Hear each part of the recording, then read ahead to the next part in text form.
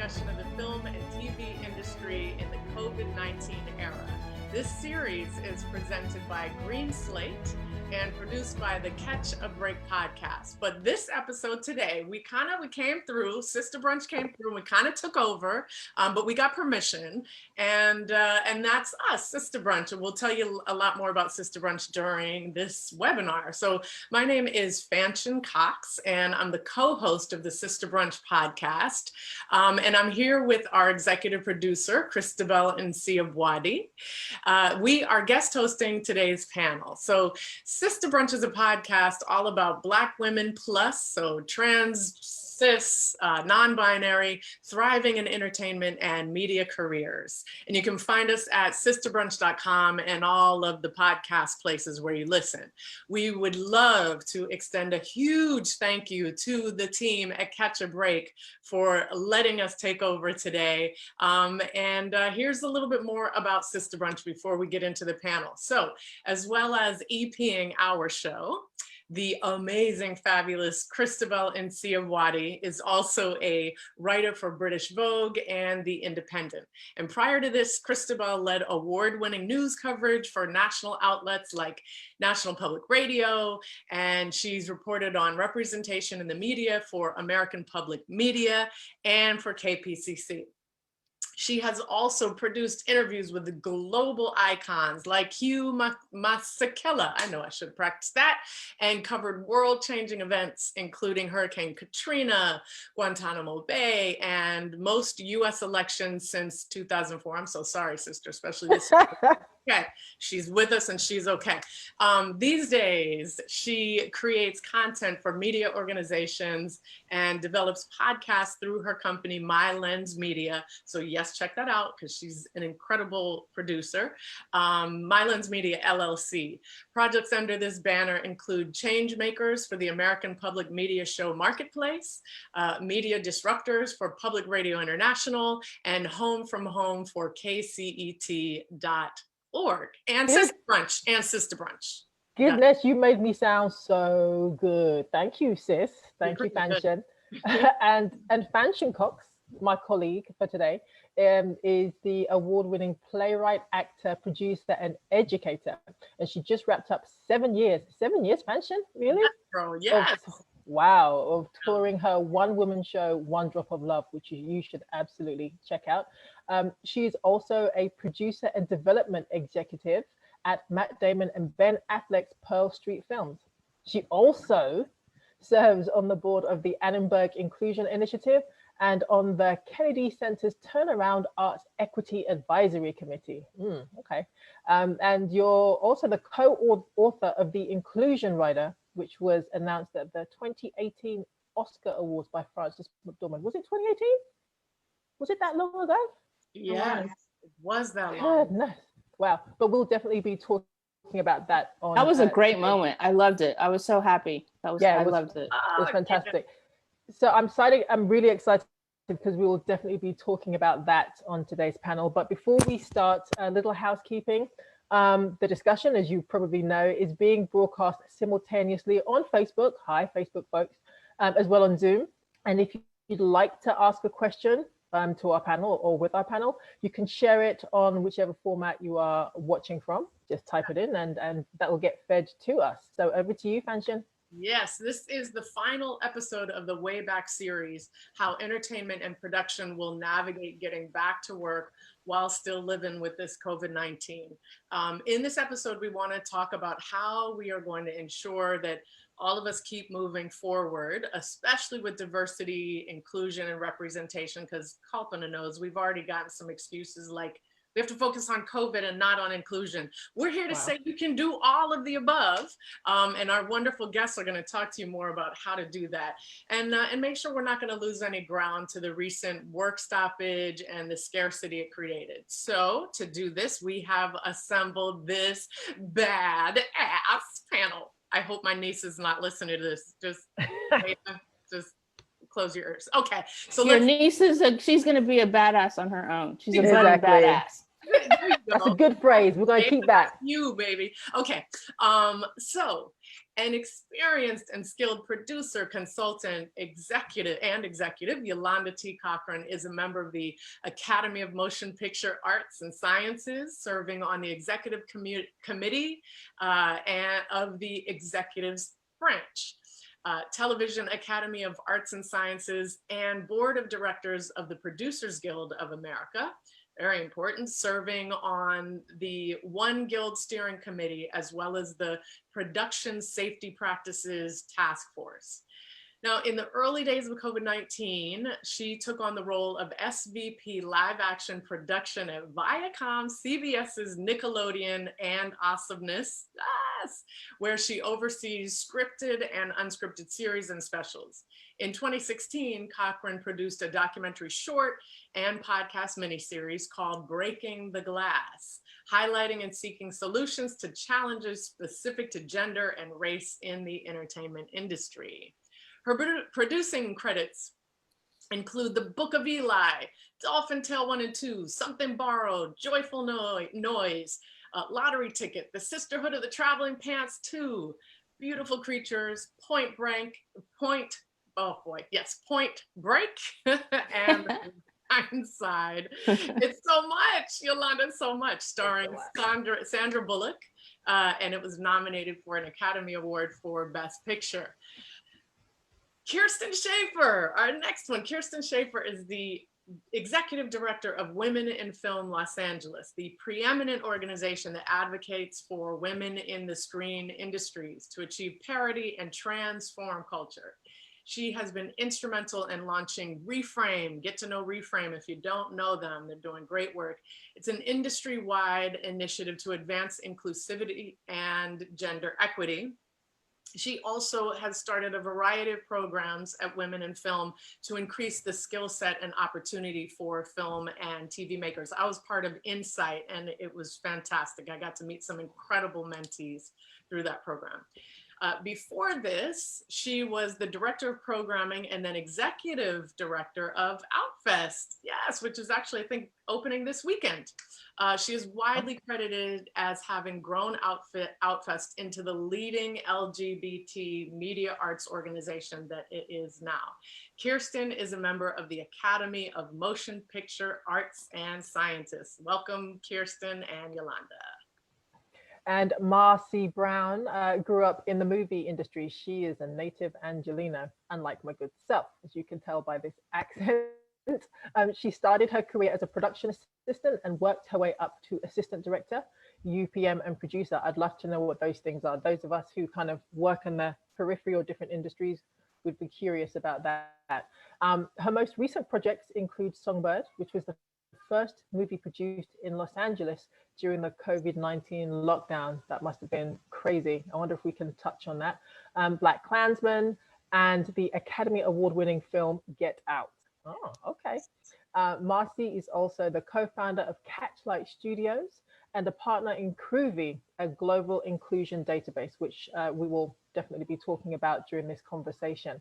And then we have Kalpana Kotagal. She is a partner at Cohen Milstein, a member of the firm's Civil Rights and Employment Practice Group, and chair of the firm's Hiring and Diversity Committee. Miss Kotagal makes you sound very official. I feel that's how we should be. Miss Kotagal is the co-author of The Inclusion Rider, along with the fabulous Fanshen, which was referenced by Frances McDormand in 2018, together with Fanshen, as I mentioned, and Dr. Stacey Smith of the Annenberg Inclusion Initiative. And she's currently serving as an advisor to noted filmmakers on a film addressing the issues of gender and pay disparities. Wow, we've got some heavy hitters on here today. So let's get into it. Definitely. And let's kick in with the first question, which I'm going to throw to you, Kalpana. In terms of the Inclusion Rider, which a lot of people have heard bandied around, it was all in the press. Can you really break down what that means? Because people got excited about it, but I think when you break it down, people kind of need to know what the nitty-gritty is. Yeah, I totally think that that's exactly right. It became a phrase that just didn't have any meaning. So let's go back and put some meaning into it. At its heart, the inclusion rider is a contract template that Stacy and Fanshen and I wrote. It's flexible, it's adaptable, and the idea is that it's a framework for talent and their lawyers and their agents, content creators, directors, producers to take into negotiations. And the idea here is that it provides a process for auditioning for on-screen roles and for interviewing for crew roles.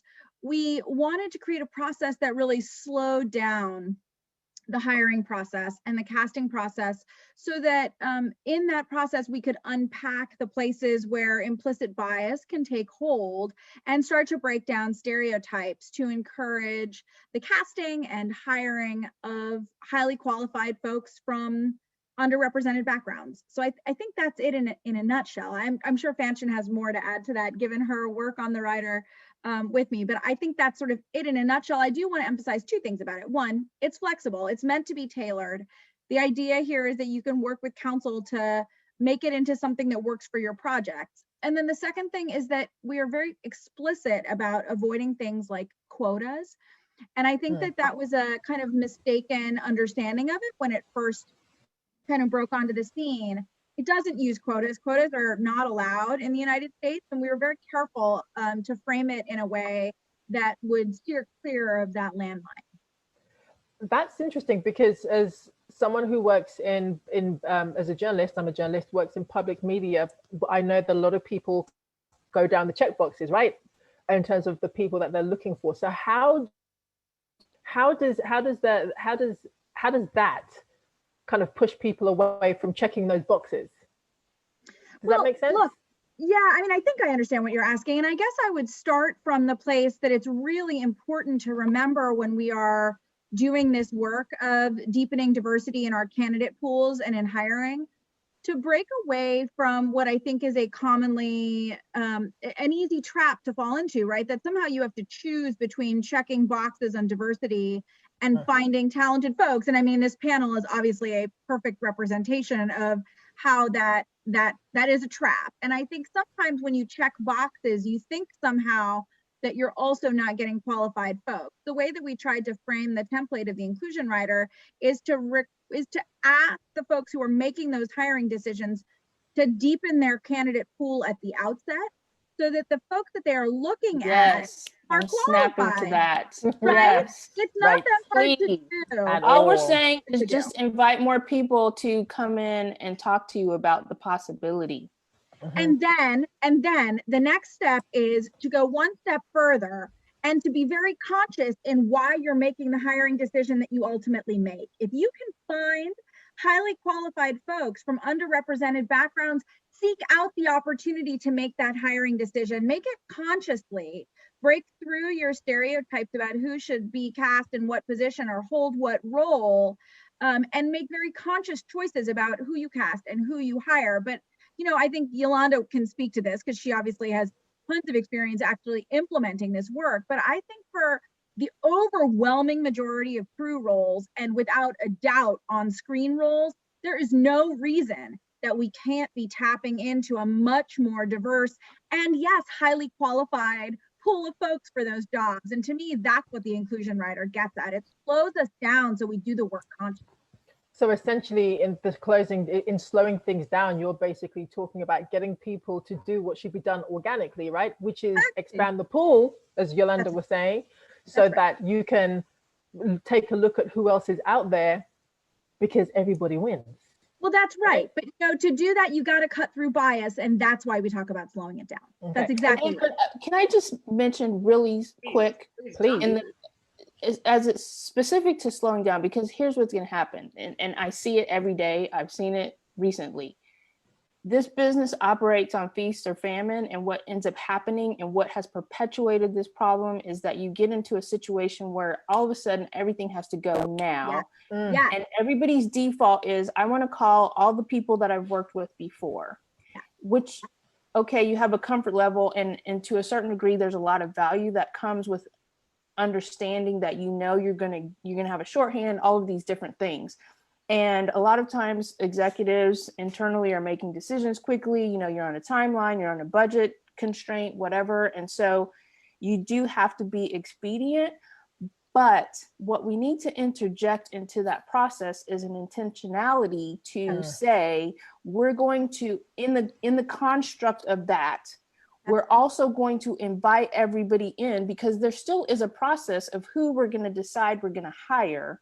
So in the construct of that, we're going to invite an inclusive pool of candidates to consider. And, you know, I've seen a bunch, I've seen times, not enough times, but people being surprised that there's a qualified, diverse candidate that they've never come across before or whatever. And it's because they're fishing in the wrong ponds, or they're not fishing in all the ponds available. That's right. I just wanted to your point, Yolanda, and this is actually a great segue to bring Marcei on, a couple things we're doing after we've learned lots of important lessons in the last my goodness, so long, too many years at this point. One is we've got this FAQ document now. So all the excuses that we get up front are now in this FAQ.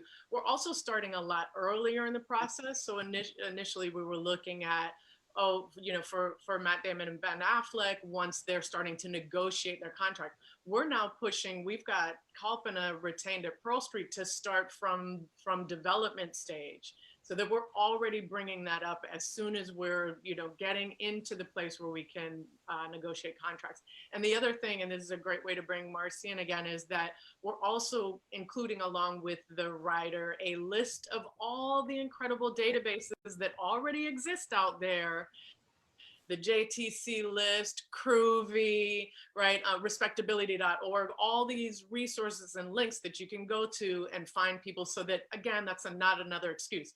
Now, we don't want to do all their work for them, because then they'll look at those lists and say, can you tell me who to hire from these? Right. We said, no, we've given you enough. But Marcei, can you come on and tell us about Crewvie and how, that can help this process? Sure. So Crewvie is an entertainment database designed for inclusion and diversity, and encompassing all people. My business partner and I, Jeanette, started it out of a see a need, fill a need, and we felt like we would go to cities and look for available crew in those cities, and it became very difficult in our accelerated prep to find people that were available and could work on our movies. So we just said, isn't there a database that we could just go on and look for people in these places and search and find them and hire them, because our process of vetting people or finding people was just taking so long.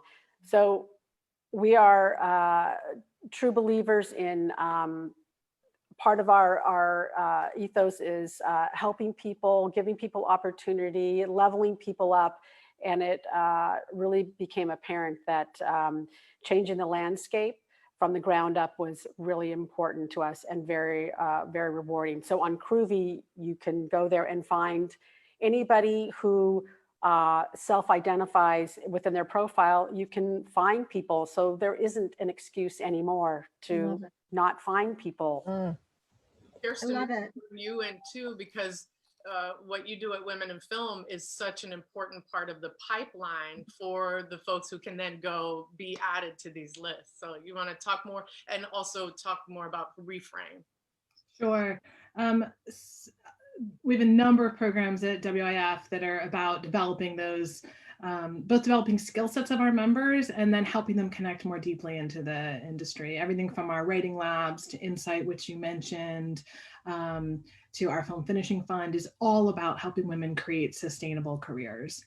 About 4 years ago, we launched ReFrame, which is a partnership between WIF and the Sundance Institute, along with about 85 ambassadors now, and 50 partner companies. And so that really is a systemic change project. So it's working with these companies within the industry to better understand where that bias, both the unconscious and the conscious bias, is occurring, and then put processes in place to mitigate that bias. And then, once that's done, people make films or television shows that have gender balanced productions, and they get the ReFrame stamp.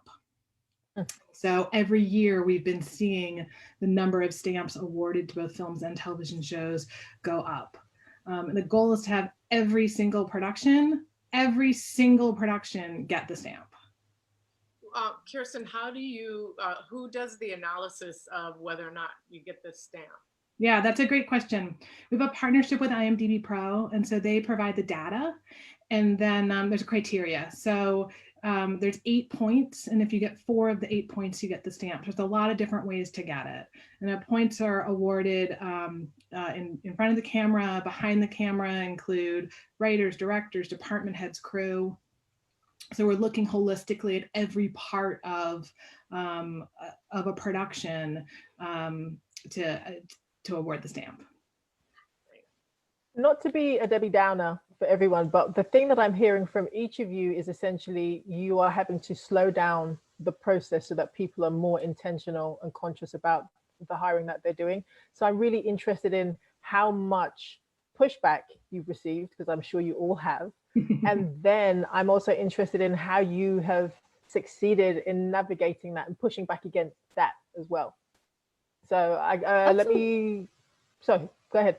That's a good question. It's interesting because I think, with some exception, I think there's a lot of sincere interest in this work right now in the business, even within these big corporate studio environments, to pay attention to this.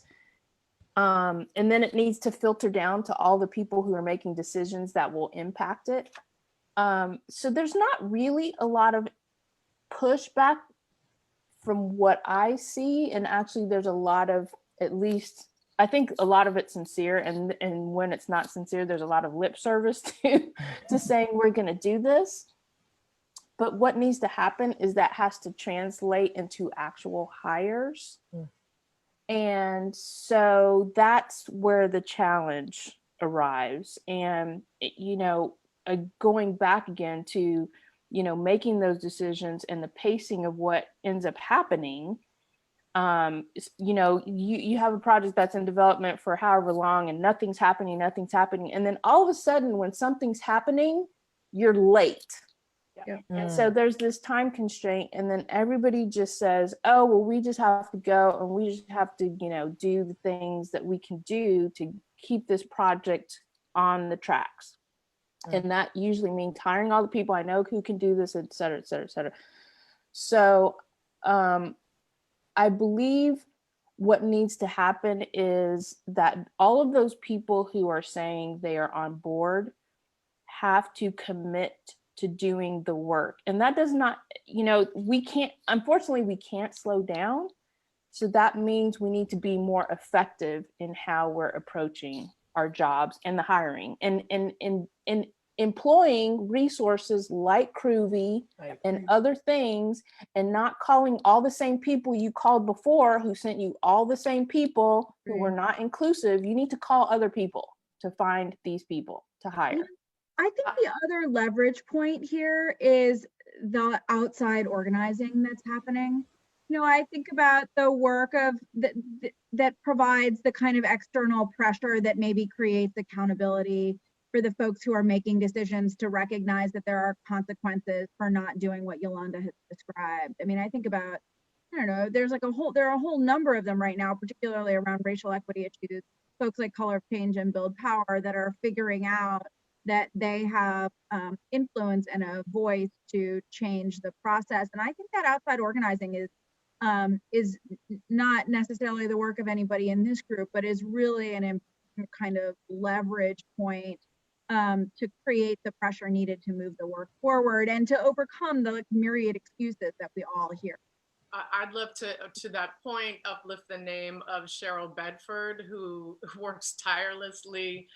She has Women of Color Unite and the JTC list. I believe they're at about 2,000 women.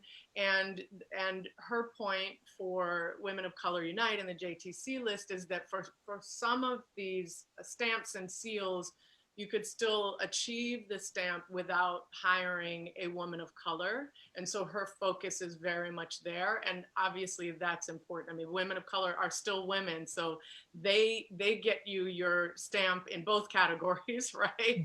And there's also Hugh, and this is actually, if anybody is looking to be on lists, we should talk about how can they be on Crewvie. Hugh, is a Facebook group that's really terrific, and it's broadly filmmakers of color. Again, the JTC list.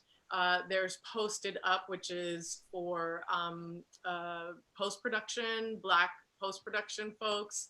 And again, respectability.org, which I don't think they keep a list, but these are folks in the diversity community. Yeah. And which one? And Crewvie, Crewvie.com. It's a great resource. So people join Crewvie, Marcei. You guys, I just wrapped a movie last week. We were lucky enough to be involved in a film, and I think it's, when you're involved in something so meaningful and you can attack it from the top and the bottom. So from the top, we have a producer who's from Afghanistan and a female Korean director. And then from the bottom, from Crewvie, you systematically want to change the landscape by giving people access and opportunity to be a part of a database where people can find people, and they're also available through, I've hired many people from streetlights. There's pathway programs that are a part of Crewvie. I mean, for me, I feel like you need to attack it from both ends, from the top and the bottom, and then it's gonna change the landscape. And you have to be, you have to be committed, and I don't understand why it's not happening. I mean, on this movie, we had over 20, it was our idea to take a separate crew photo because we had over 20 women on our crew. So there's two crew photos. There's the crew photo, and then there's the female filmmakers crew photo that we put in everyone's crew gift.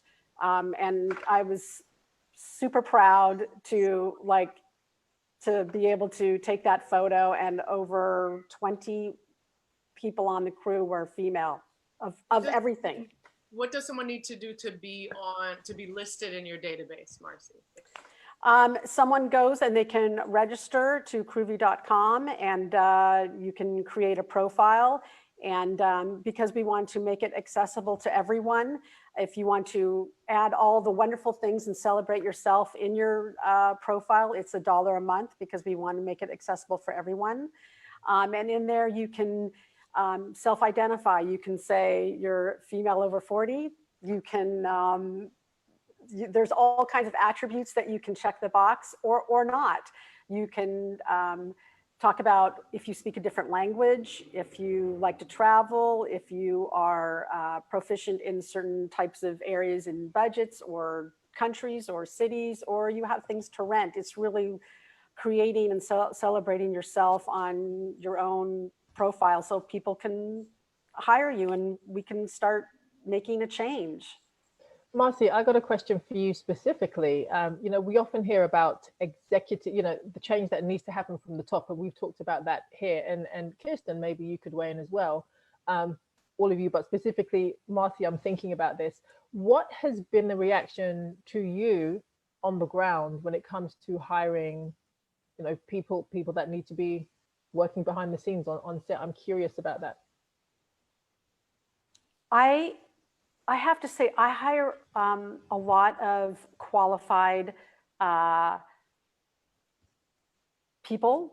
Yeah. Most of them are women, and I've actually never had any pushback. I don't know why. And they're everything from, like on this show, I had female electricians, and I mean, it just ran the gamut. Yes, that's fantastic. I have to say yes to the female electricians, right? Mm-hmm. I mean, it was fantastic, and it's not just the usual positions of the script supervisor, but it just ran through the whole department, and I've never had anyone pushback on me about any of that. And the director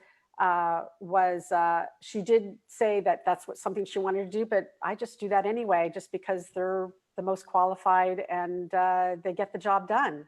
Can I just say about that just speaks to me about the power of creating cultures and leadership cultures that are genuinely equitable. The fact that you are both finding the folks and hiring them and then creating the space for them to be excellent and not judged in their work is like layers of awesome. From the standpoint of an employment lawyer who sees workplaces that are all kinds of messed up, like, you know, to see that thread run all the way through, not just the hiring, but the way that folks can be in their work is really inspiring. I just want to echo that, because, you know, I've worked in diversity and inclusion in different scenarios a lot. And I actually have done some other things where I've commented publicly about it. And we need to be intentional about this work, but this work does not have to be hard. And the reason it doesn't have to be hard is because there are plenty of people out there who can do it. All we have to do is just say, we're going to hire them. And it doesn't need to be a thing. It doesn't need to be approved. It doesn't need to be sanctioned. It doesn't need to be an initiative. It just needs to be a decision that that's what we're going to do. And in the case of Marcei's film, she went out and hired people who were qualified. She probably didn't get any pushback because the people were qualified. There's no, you just go and do it. It's so easy. I love that. So easy. We make it so hard because I don't know why. Well, independent producing that can happen, but what we're still hearing a lot from the studios and networks is that, you know, the lists are way more diverse, people they're bringing in to meet with are more diverse, but when it comes to, you know, actually making the hiring decision, that there's some really deeply entrenched values that are not changing, right? Because of those people who are making those decisions. That's why. So that's what has to change, right? So there's like people who are still saying things like, well, she hasn't done a $50 million. Yes, exactly. But that question never comes up when it's a usual suspect who hasn't done that size production or hasn't done blah, blah, blah. We will say that's my new term, usual suspect. Okay, we'll say white cisgendered male. that question, right? And that question doesn't come up. That's hence the what is it? Carry yourself with the confidence of a mediocre white man. Like that we see that in so many cases, right?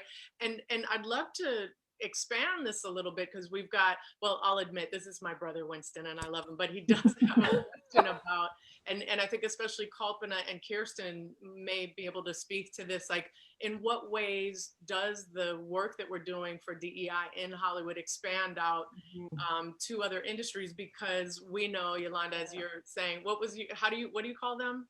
The usual suspects. The usual suspects are everywhere, right, in all industries. So maybe Kirsten and Kalpana, you can address that. And yeah, Kirsten, go ahead. I think there's two parts of that, right? Because we're creating content that's getting, you know, streamed around the world, the images that people see on screen affect, you know, how they perceive women, people of color, differently abled people, et cetera. And so we have a huge responsibility, I think, in this industry to ensure that the images that represent the human population actually do represent the human population. And so that's where some of the change happens. And then I think in any industry that has best practices and are sharing them publicly, that changes other industries. So, you know, everything from the inclusion rider to the ReFrame stamp has a ton of best practices in there that can be, I mean, some of them we learned from other industries, and other industries can then learn from us. Are you talking to other industries though? I mean, I'm a journalist, and as you well know, public media is going through its own reckoning. So what can you tell us? We are talking to other industries. So Fanshen and I have been working with folks in tech. I've worked with folks in other performing arts. We've been, and I work with folks in the law all the time, which is itself a huge industry. So yes, I think there is space for this work. There is no question that there's space for this work in lots of industries and those conversations. And in fact, the inclusion rider is finding its way into other industries, sports, tech, et cetera. I want to just build on one point about that I think follows both on what Yolanda and Kirsten have said, which is that I think that what often happens, and I see this all the time, and not just in Hollywood, but in lots of industries, is that we rely on shortcuts, on a set of proxies that we use to judge who's qualified for what role, right? Like, have you previously directed a film of XYZ budget? How many films? Oh, this is the person that I go to all the time. And one of the things that I like to talk about a lot is that we have to challenge and complicate our proxies. Because if we keep relying on the same proxies, we're going to get the same result. And so, you know, one of the things that I think we're seeing here is this thinking about what are actually the qualifications you need to do the job. And they're probably not the qualifications that the usual suspects have told you are the ones that you need to look at. You know, in order to be a terrific lawyer and a terrific writer, you don't have to have clerked for a federal judge. That's one that I go through all the time for my profession, where we seem to only hire folks who've had federal clerkships. Well, you're already cutting down your pool if you rely on proxies that are, you know, that reflect kind of old norms about who is qualified to do the job. And so for the decision makers who are looking at this, I think there are questions about, like, what are the comps? What are appropriate comps for films that should be greenlit, right? And you wind up using the same comps that reflect old standards for what's profitable and what's not. And so I think starting to really explicitly ask about who is qualified for what and what criteria are being used to make those decisions can help us to explode some of the stereotypes that I think Kirsten and Yolanda and Marcei all have kind of referred to. How do you blow up those stereotypes in the decision making? And I think it's going one level deeper to really examine what people are actually relying upon and why it's so problematic. And so I have to ask, because we are in the time of COVID, how everything that we have talked about, which we know pre-COVID was a challenge in of itself. How are you seeing it in an industry that had to shut down for a while, and you know, Hollywood is picking itself back up? How is everything that you're talking about? And I'd like each of you to respond to that, and you maybe as well, Fanshen, actually. How has COVID exacerbated those challenges, or has there not been a change at all? And I can start a little bit. So early on in the pandemic, in the first couple of weeks, we started seeing data coming out about women overall, right, and the impact of COVID. I just read a statistic even from September that said 4 times as many women as men lost their jobs. Or have left the workforce. Yeah. If you're reading any kind of media, you've seen some of this information, right? It's everything from the kinds of jobs that women are in to leaving because they've got to do homeschool or childcare or whatever, or elder care, like whatever all those different issues are. And so we launched a campaign starting this summer when the industry started going back to work called Hire Her Back. To really encourage all the studios and networks to pay attention to that data and try to work against that happening in our industry. We haven't seen concrete numbers come out of the entertainment industry yet, but the anecdotal that we're hearing isn't great, right? So that women are losing their jobs at higher rates than men for all of those same reasons. And I think we have to really stay focused on this and kind of double down. So all the work all of us here were already doing around diversity, inclusion, and equity is now even more important just to keep the numbers where they were, let alone increase them, which is the ultimate goal. I'm sorry, what is that? No. What for you, Kirsten, what does that look like?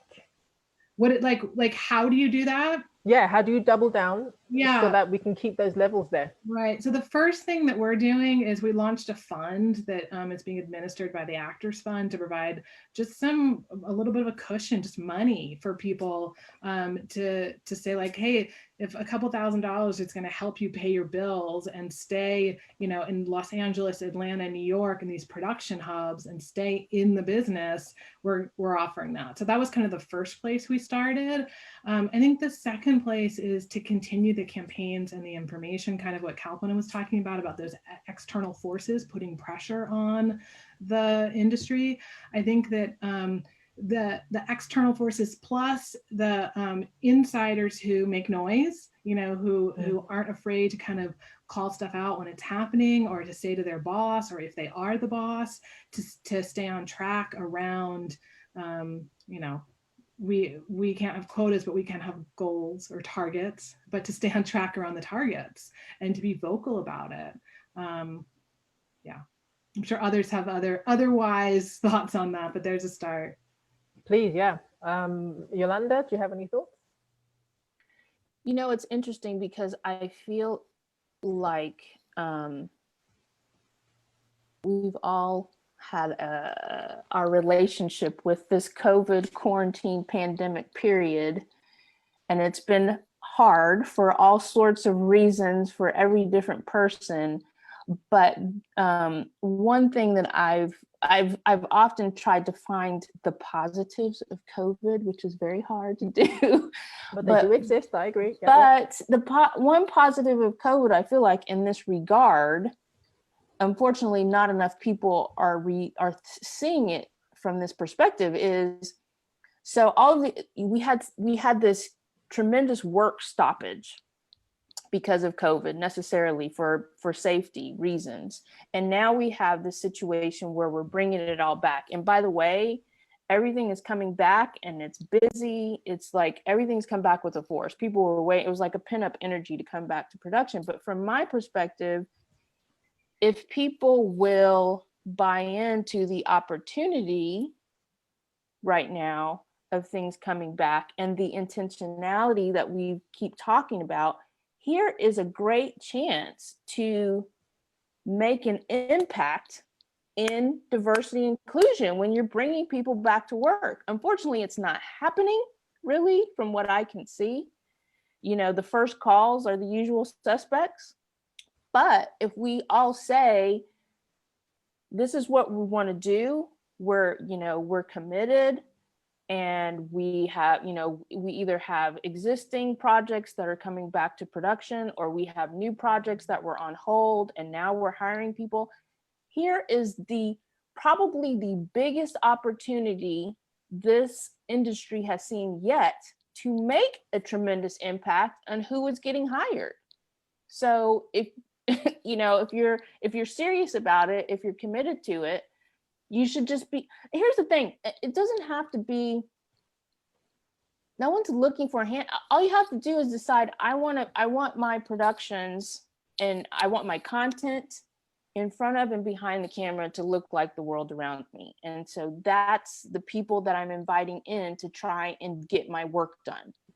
And it doesn't have to be hard. And here's the thing, I do want to say, like, the people who prove it, like I always say to people, you can't give me the excuse because there's already people who have proved that this is achievable. Yes. Number one, Ava DuVernay with Queen Sugar. That woman has hired all female directors. And by the way, if you look at that roster of female directors, they could not be more different. Absolutely. I mean, you could have the widest spectrum. They're all so different. And she did that while so many other people were saying, well, we want to hire women directors, but we just can't find them and they're not available and blah, blah. Somehow she managed to do it. Right. Another example, Ryan Murphy, who I've cited in other cases, he had a situation long ago when he was shooting Feud, and he had a specific, few episodes, one in particular that he wanted a female director. Unfortunately, she became unavailable and he ended up with a male director. It was the impetus for him starting Half Initiative. And because of that happening, he got so disgusted about it. And he said, I want to have equity. I want to have equal gender representation of female directors. And so from now on, he started Half Initiative, and he went in 1 year from 16% female directors in his content to 60%. And it was just about making the decision. And guess what? It wasn't about like, oh, well, this person isn't ready, but we're going to have them shadow and they're okay, blah, blah, blah. No, he got qualified people. So it just does not have to be hard. And so this represents an opportunity to do those kinds of things. I totally agree. Right. Yeah.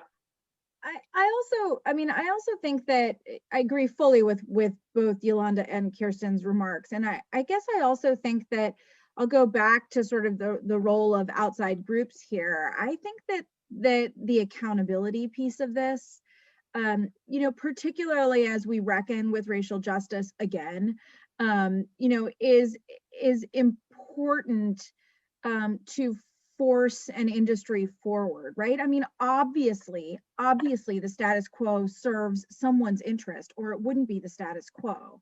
And so challenging that requires all the tools, the top, the bottom, and the outside. And I think that the measurement and accountability piece of it is really essential for moving a status quo to a new status quo, right? Like, if you're going to change something that's powerful, it's not easy to do, and we're going to continue to get the same excuses lobbed at us about why it can't be done, or why we're in a hurry, or now why, because of COVID, we can't spend any time or energy on this.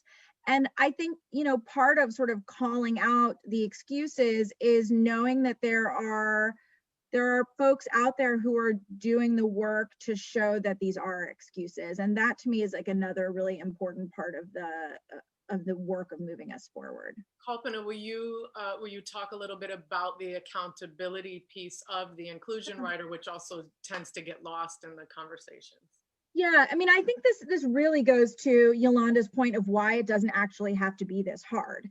That these are goals that are eminently achievable. But what we did in order to kind of overcome some of the criticisms of other similar initiatives in the past, where it seemed easy to game them, easy to sort of talk the talk but not walk the walk, was that we built in basically a monetary penalty, where if the inclusive hiring targets that you have set through your inclusion rider aren't satisfied, that the production, the studio, is going to kick in some funds to a fund that supports the work of underrepresented storytellers. And so there's a little bit of pain, but as I say all the time, there's no reason you actually have to reach that provision, because as Yolanda has said, there are highly qualified folks out there. Just go hire them. Marcei's doing it every day. So you don't have to find yourself in that sort of compliance paragraph of the inclusion rider. But we felt it was really important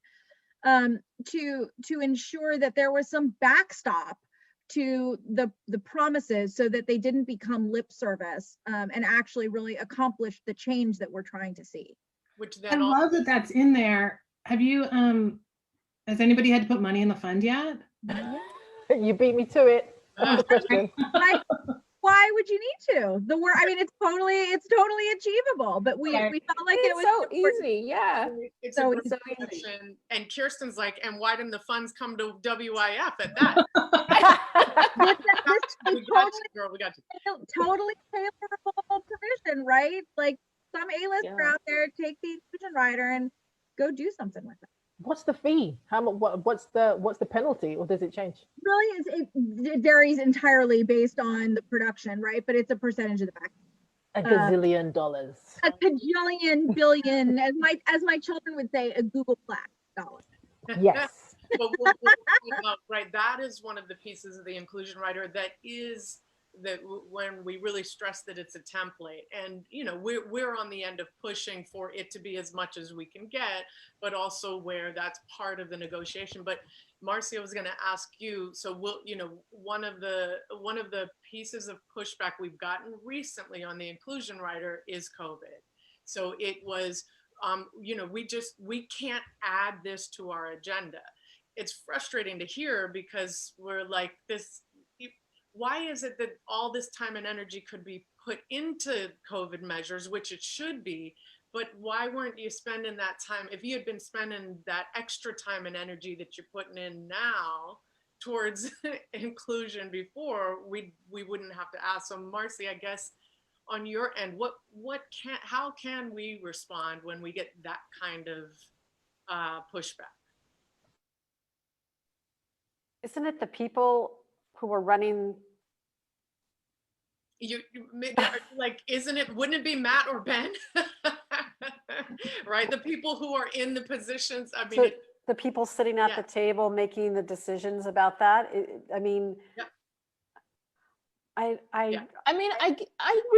kind of reject that argument unless you're talking about a project that is already existing and established and mature with a set of cast and crew. that's already there. If you're asking for add-ons, then that is potentially a conversation. If you're talking about a new production, then I'm hearing that argument as I can't hire inclusively because of COVID. And I don't understand that argument. I don't understand that argument. If you're going to be hiring people, why can't you hire inclusively for a new project? Understand how that's. I don't understand the issue. Neither. Well, so to get, yeah. Marcei and I we have mind meld right now. I appreciate it. I will say it is that the attorney, that it is too much of a lift for the attorneys to include this in all the other things that they have to consider. To me, that is, I mean, yet another excuse, right? Because ultimately, completely. The inclusion rider is not actually that big a deal. It's just a hiring process. The statement in saying that is saying that there are no qualified people and you're adding a burden to me. That's what they're saying. If you're talking about a brand new project and they're saying you're adding something that now we need to add on top of COVID, is making an implicit argument that I now need to add additional people who aren't qualified to my project. Shame on those people. I reject that statement. Shame on those people. What are their names? Exactly. Yes. Well, to keep the positions we're in for the moment, we will not share names, but we will just say that if you are listening and you've used that excuse, we ain't having it.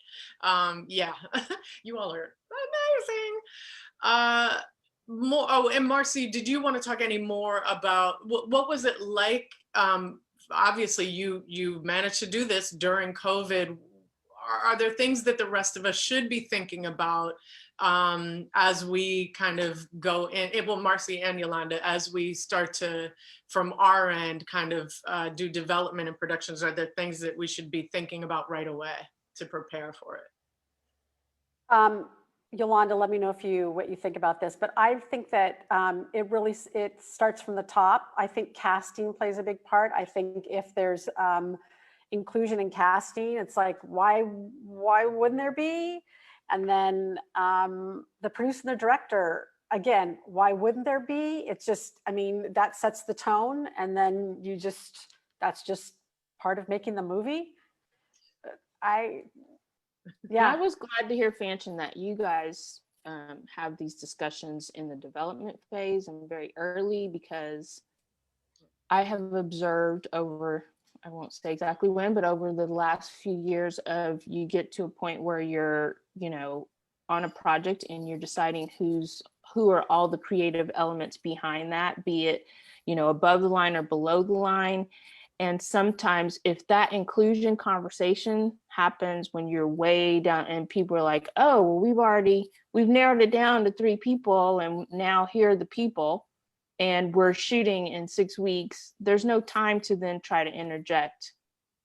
Oh, we want you to have a meeting with XYZ. Like, it needs to be communicated in the early stages. Our expectation is that you're going to consider from the outset an inclusive pool. Yeah. I am kind of blown away by this conversation. I'm listening to you all, right? You're all badasses, to quote Fanshen. But at the same time, I'm sitting there going, and we say this all the time, why are we still having this conversation, right? That essentially we're talking about having to create contracts so that people can do something organically, what they should be doing organically. I know. And I'm kind of listening to you all going, I know. So, and I guess this is my next question. How do you actually get on with your actual jobs while you're trying to get people to do what they should be doing in the first place? I want all of you to answer that. I'm going to mute myself and sit back. And well, it is my actual job.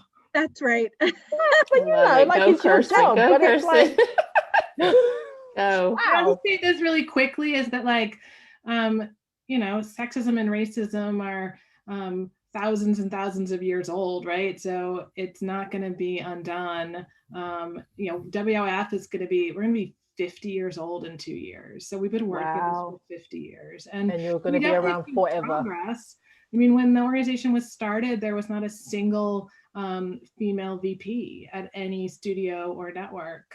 And there hadn't been since like the 20s. So, you know, we definitely have seen change and we're seeing it. But I'll let those of you who are more on the ground every day talk a little bit. I mean, just really quick from my perspective, it's you know, it's an everyday hill to climb, because as wonderful as my words might sound, I don't always feel as effective in making change, because I have my day-to-day to deal with, and I have to get a certain amount of work done and a certain amount of production done, et cetera, and I don't have the ultimate decision in various things. So I'm needing to collaborate with people who do. And the buy-in of all of those people plays a factor, et cetera, et cetera. So it's just a constant conversation. It's a constant conversation and a willingness.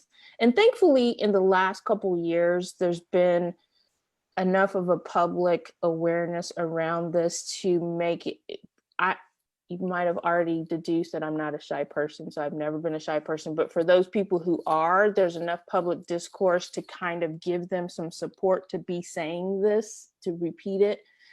So I take the opportunities that I have to be able to remind people, hey, what are we doing? Are we trying to look at some other people, you know, blah, blah, blah. And like I say, people are mostly open to hearing that. Whether they're sincere in trying to make a change is a different conversation, but at least I'm able to continue to say, hey, we need to be paying attention to this. I want to add that I can see how that would be, Yolanda, I can see how that would be something every day that you would, you know, be thinking about and trying to correct. I can say that one of the rewarding and best parts about being a producer is being able to, in whatever small way that I can, make a change, help somebody, give somebody access, opportunity. That's the most rewarding part of what I'm able to do at this level, honestly. That's so amazing, honestly. I mean, that's just it's incredible for the folks who are on the ground. I feel removed from it and tired by it. And one of the things that I think has been a source of strength for me in doing this work, both in terms of film and television, but just in the rest of the work I do as a civil rights lawyer, is the fellowship and sisterhood of other people who are engaged in making change. It's a source of strength for me, and I leave conversations like this energized to go do the next thing, and that is, at least for me, part of how I try to show up every day. Some days are much harder than others. And certainly in the last 4 years, we've had, at least in the work I do, a lot of really hard days. I would say also, to add to that, for Jeanette and I to have created Crewvie for that reason as well, is to just let people in and to, you know, have an access point, and then to give people no excuse not to, you know, deliver, not to have any excuse not to find qualified people. You know, I started off the first couple of years because so much of the work was focused on the inclusion writer, and also just kind of doing a lot of internal reflection at the company, just around like, what does white fragility mean, as an example, right? Like any of that kind of critical race theory that you should be doing if you really want change in the world. But I saw clearly that the way that I could have the most impact was in putting myself in a position where I could get people hired. So I really switched for the last couple years into development, and it has made a huge difference. Yeah, again, is exactly what Marcei said, being able to now start a project from the beginning with the kinds of folks that I know will not only contribute to the pipeline themselves, but hire people who are contributing to the pipeline has made a huge difference. And the other thing I do a lot of is pushing back on the idea, well, this kind of goes to this question of quotas that we talked about in the beginning, where I can sometimes be seen in my development role as the person who's going to bring the Black stories. And yes, I am. And I got all kinds of, you know, amazing Black storytellers that I want to help lift up. But I also am, you know, passionate about stories of Indigenous folks and Asian folks. And also all with something that I think is clear that we all do, especially when it comes to casting, is pushing back on the idea of white as the default for human. So at work, a lot of times, instead of just saying, well, I'm going to bring you the Black stories, I'm also going to bring you a rom-com where the cast should also, again, look like what the world looks like, and not just what we've all bought into as, when it's, you know, rom-com starring white leads, we just say it's two people. No, it's two white folks, and Black folks fall in love too, and Indigenous folks fall in love too. And so that's a big part of what I've been able to position myself to do, so I don't burn out on the inclusion stuff and educating others. And to that point, just a little, I've seen a little bit in the chat, you know, I realize in a lot of these conversations that I have that sometimes the conversation is the specific language might focus on particular groups or whatever, but I know for me, and I'm sure for the rest of my panelists, it is inclusive of all. When we talk about representation and, you know, looking like the world, that means everybody. That means I was recently, you know, we've had an interesting election, and one of the things that I wanted to highlight is that I'm super excited. I'm as excited as I am to have a woman in a high office, and as excited as I am to have an African-American woman in a high office, I am equally excited to have an Asian-American woman in that high office. And had it been Pete Buttigieg, I would have been equally excited to have him in that office. Absolutely. It would have been so amazing. So this conversation is about putting our arms around all of the community, and like we say, representing what we see, what we walk around in the world and see among us. I want to remind anyone who's listening that if you want to post any questions, you can do. We have one here, which actually kind of connects to where this conversation had paused. From Mel Orpen, are members of the LGBTQ community included in the inclusion rider? I think that's an important point that we should. Yeah, absolutely. It's a great question. Yes. I mean, look, if you look at our inclusion rider template, we take an expansive approach to diversity, and we'll continue to press that boundary to include differently abled people, members of the LGBTQ plus community. You know, age, I think, is an important lens, particularly for women in the industry, that can lead to multiple and intersectional layers of discrimination. And so, yes, the answer is yes. And I think this is Yolanda's point as well. Let's think about expanding the pool of opportunity for anybody who's been left behind by the status quo in whatever industry we're talking about here. Obviously, we're talking about film, but I think that expansive approach to diversity is really important. Cool. This is also on Crewvie as well, this attribute. And one of the great things about Crewvie is that it's beginning to collect all the different pieces of data that then can be used to report back to the industry. So right now, you know, even on IMDb, which is such an incredible resource, it doesn't, you know, there's gender data, but there's no LGBTQ or race or ability. And so, ability, yeah. When any of us are putting out anything related to counting, it's really hard because the data doesn't exist. But like other I said, languages. Marcei's, I just want everybody out there to know that Marcei's being modest about Crewvie. It is super exceptional. Whatever you do, you need to go and check it out after this. It is amazing. It is amazing. Underutilized tool yet. I fully expect it to be the industry standard at some point in the future. So I just have to say that. Yes. There you go. and for WIF members, you can list your membership that you're part of WIF. Oh, I Thank love it. you. Marcei, Thank, don't that was so nice. I don't know if I said this before, but the Entertainment Industry Foundation, we were chosen to work with many pathway programs here, and we're also the pathway program for some major studios here, and where people are hiring not only on the physical production side of TV and film and docs and all those other great places, but also in the corporate side. So here's another way for people to break in on the corporate side, because we don't want to forget about that side either, because those are the folks that make we the decision. systemically change.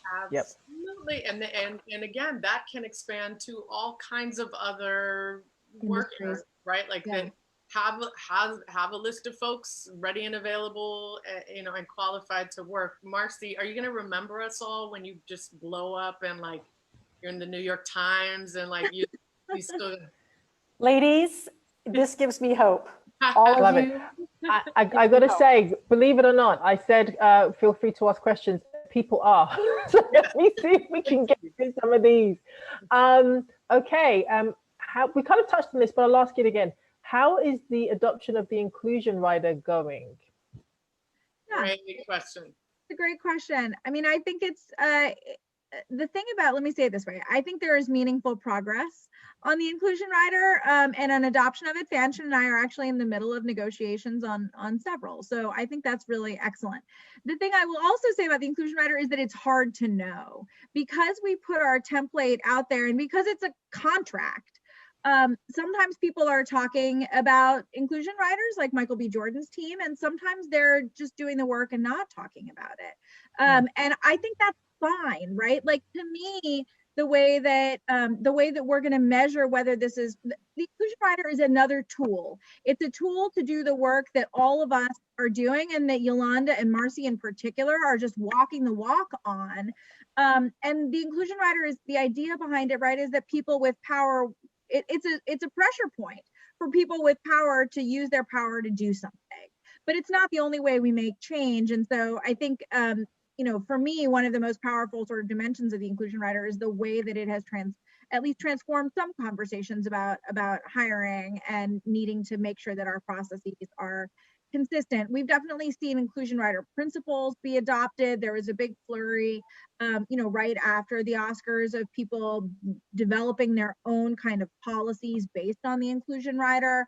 And I know that it is being implemented behind the scenes in ways that I wish I could sort of talk publicly about, but I can't. I'll have to say also to all of our point about holding folks accountable, feel free to go to all of the social media accounts of anybody who said they'd be using it and, look at the films that have come out with them, involved in them since then, and ask them what's going on. Kalpana and I get that question a lot for us, and we're kind of like, ask the person who said they were going to do it, because we're just bringing it into the negotiation, and truly we mean it. And I appreciate being asked, because it constantly, I can then go back to work and say, we're being asked about this, and that's important. Yeah, it's important. The accountability piece is important. Hold everybody accountable. That all these black squares, all for everything, any statement that anyone's making, hold us accountable, please. Yeah. Okay. All right. So here's another question connected to that from Ida Lee Henderson. She says most crew level positions are hired. So maybe this is Marcei, it might be all of you. Most crew level positions are hired by a department head. A woman or person of color might be hired on a show because it was required by the showrunner or producer, but not as accepted as part of the team and then not rehired on the job? How would you suggest we deal with the systemic racism and sexism that is rampant in the entertainment industry? Marcei, I'm going to ask you first. The department heads need to be diversity. I mean,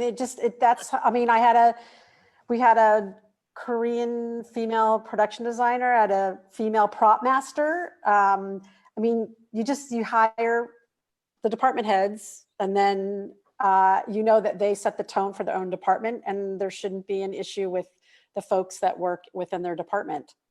Right. I mean, I wonder if what she's also got to disrupt this. Yep. You've got to disrupt this narrative that this is a diversity hire. Yeah, totally. Here's the thing. Everything I've said is about hiring qualified people. We're not opening the doors to qualified people. Now, let's talk about what qualified means.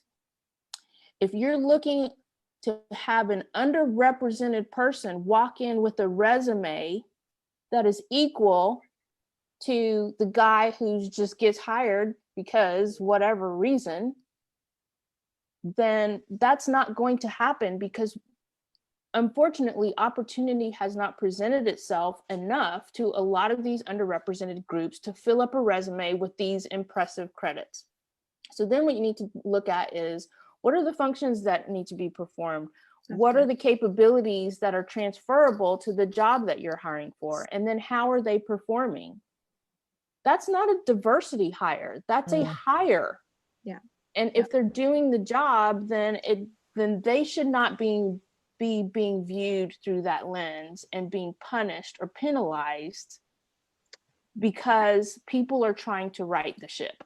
Or a box checked. Or a box check. It's just not, we're getting rid of that. This narrative that so-and-so took my job. Why is it your job?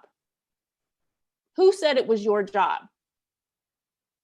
I also think that sort of description of systemic racism that the person asking the question offered is one that is rampant, across American industry. This is not unique to Hollywood. We see it all the time where women, people of color, members of the LGBTQ community face hostility in the workplace. And I will say this as a civil rights and employment lawyer, there are equal opportunity laws that are intended to provide a backstop on some of this behavior. And so, where you're facing workplace hostility that's overt or systemic, it's hard. And I know it's particularly hard in an industry that blacklists people, but it's really important to find a way to come forward. And if there are others who are experiencing the same thing you are, they will draw strength from your coming forward. You don't have to come forward publicly, right?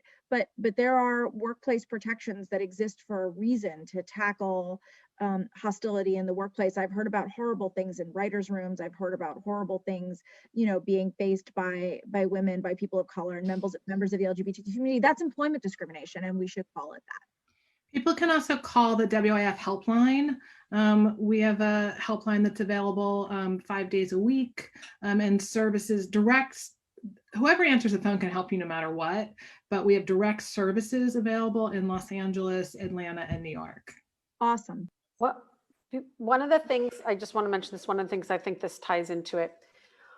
One of the things on Crewvie, which Jeanette and I thought was really important, was to help change the landscape, was when people sign up, say it's from they're breaking into that beginner level, is that even though they say that they're working as a PA, but maybe they're interested in visual effects, or maybe they're interested in being an editor or art department. There's a choice on there. They can say aspiring. I'm an aspiring writer. I'm an aspiring editor. I'm an aspiring VFX supervisor. Otherwise, how would you know what people want to do? And that way, when you hire people, I did a big movie last year where I had a great opportunity to hire 3 PAs from the Streetlights program, and I asked them what departments they wanted to be in, and they chose the departments they wanted to be in. One was in hair and makeup, one was in set lighting, and the other one was in craft service, and they worked along with those departments, and then I was able to help them get into the union. But I mean, if you help people by knowing what they're interested in, it propels them, I think, into being quicker into the position or the departments that they're interested in, and that's helped changing it. So then we don't have very long, but how to all of you, if you're able to answer this, for someone who's trying to break into the industry, someone has asked, you talked about this, Marcei, but you know, if someone's trying to break into the industry, what advice would you give them if they're dealing with you know, these barriers in the time of COVID? Sorry, I have to keep saying that because it's nuts. Anyone want to take that on?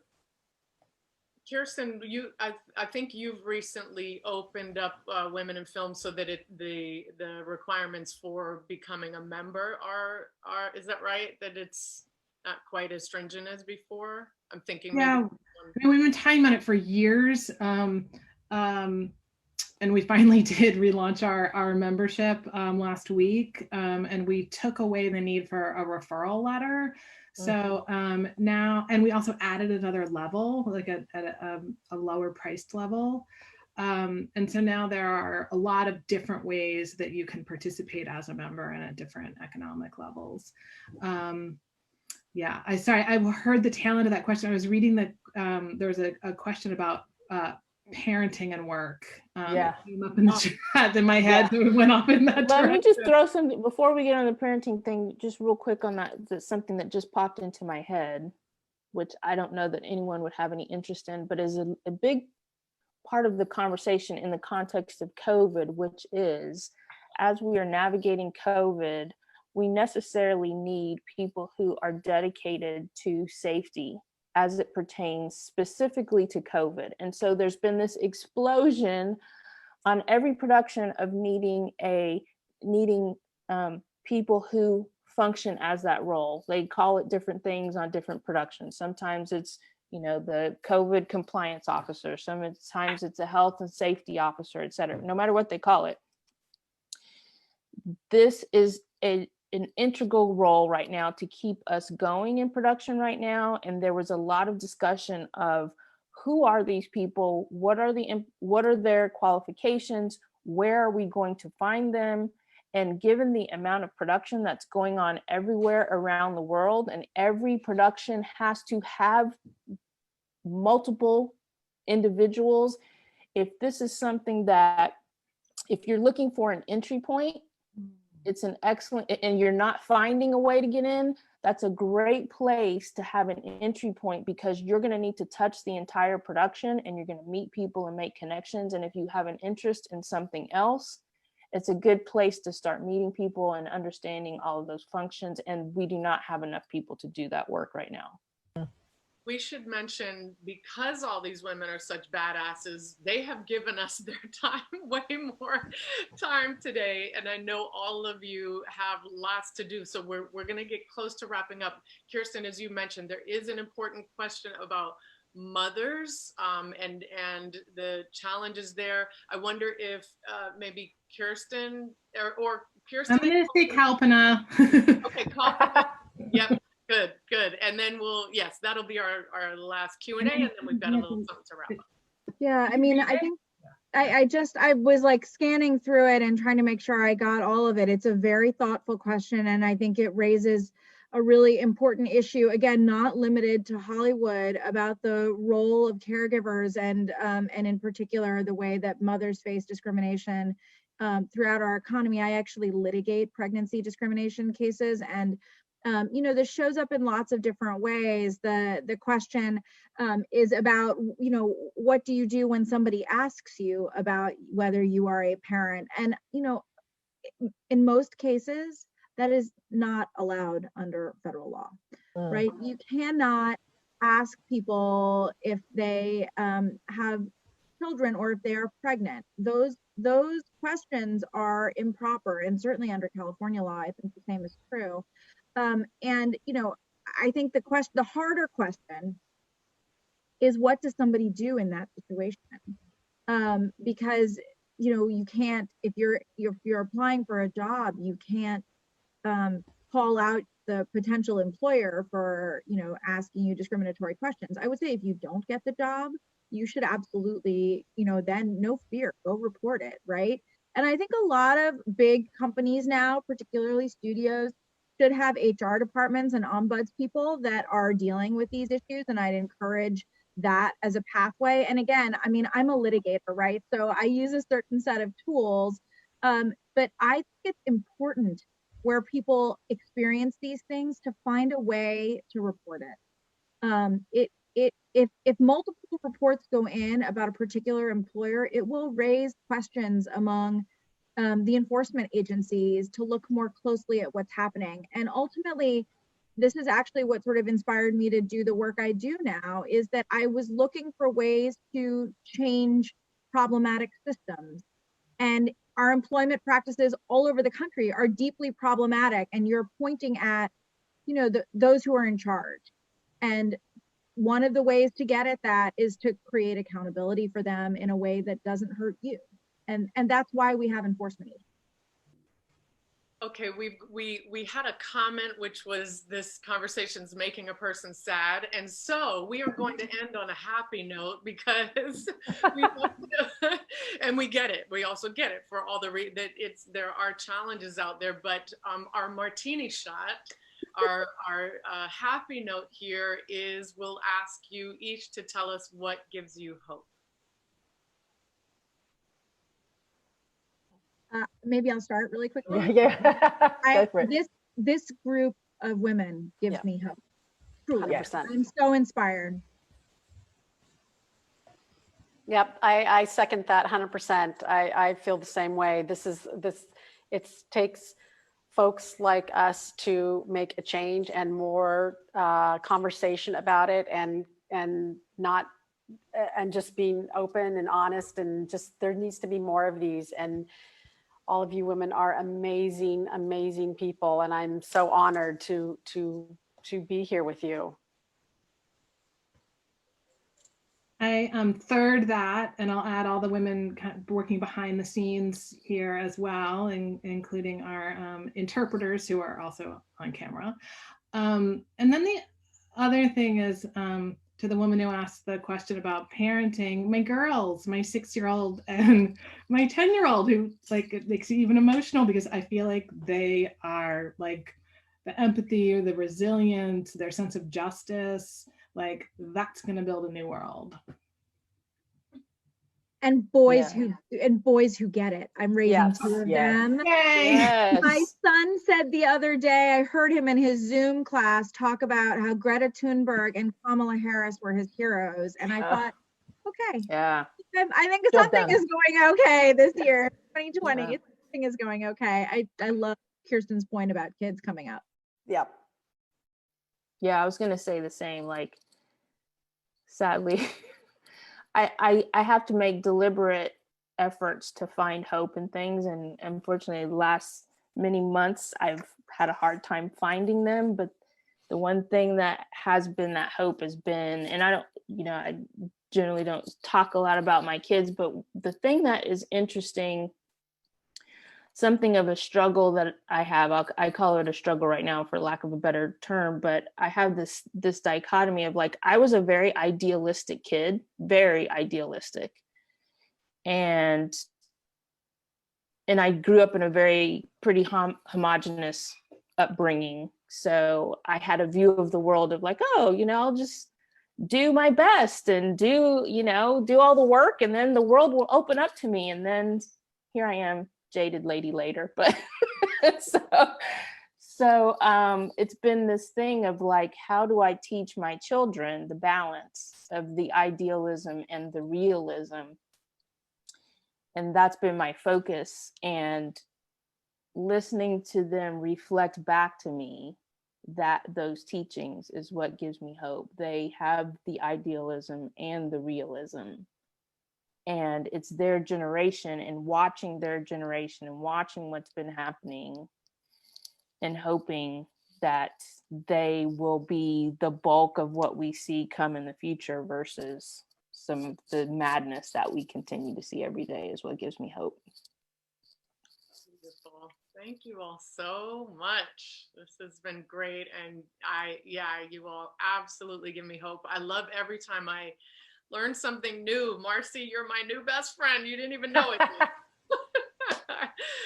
This has been so wonderful. Christabel, I think you're wrapping us up. Yes? I am. So my martini shot is the same. I love having these conversations, and I think each and every one of you is incredible. And I was taking notes while you were talking, and I hope that we get the opportunity to talk, break bread, and try and figure out some of these solutions. And like you, I have 2 young kids. Fanshen knows all about my 5 and 8-year-old, and likewise, they're just incredible, resilient people, as we are discovering, and they inspire me and challenge me every day. but everybody, thank you so much for joining us. This is where we're going to end it, everybody. I wish we could keep going, but like Fanshen said, we've got to move on. So I want to thank you, Yolanda, Kirsten, Kalpana, Marcei, and thank you to Green Slate for being the presenting sponsor for this series. You can find them on gslate.com. And thank you to Alicia and Rory and Pro Bono ASL for providing interpreter services. That was fantastic. And thank you to Catch a Break for podcast for producing this. And you can catch them at catchabreakpodcast.com, all one word. And you can find us, our podcast, Fanshen's and my podcast, Sista Brunch, at sistabrunch.com. Thank you, everybody, for joining. This was incredible. I'm so happy that I could be here. Take care, everyone. Thank you, guys. Thank Bye. you. Bye-bye. Thank you.